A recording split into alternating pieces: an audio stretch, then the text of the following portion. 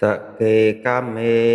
ចារូបេកិរិសិក្ខរតតេចន្តលេកហេវិញ្ញាណេទីពេរន្ថេចគៀមេតរុវេនកហនេ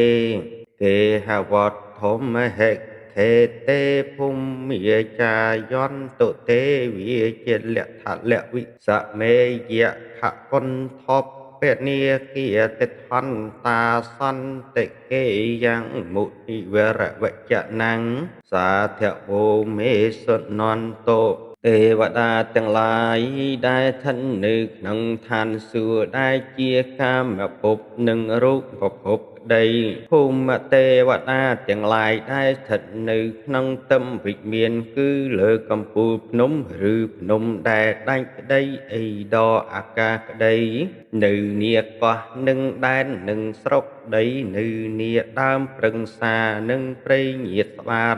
ឬទីស្រែចម្ការក្តីយៈនិងកន្ធប់និងនាគទាំងឡាយដែលស្ថិតនៅនាទីទឹកទីគោកទីមិនរៀបស្មើ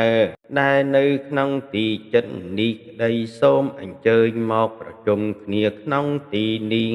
ពាក្យឯណាដែលជាពាក្យព្រះសច្ចមុនីដ៏ប្រសើរដែលយើងខ្ញុំនឹងសូត្រឥឡូវនេះ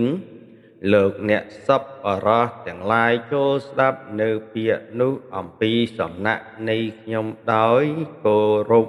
ហម្មសវនកាឡោអយំភតន្តាបពិនលោកអ្នកដ៏ចម្រើនទាំងឡាយពេលនេះជាពេលគួរនឹងស្ដាប់នៅព្រះធម៌ធម្មសវនកាឡោអយំភតន្តាបពិន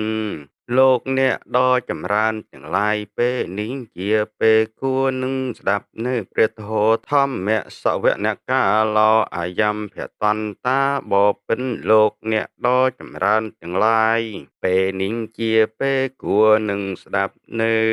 ព្រះធម៌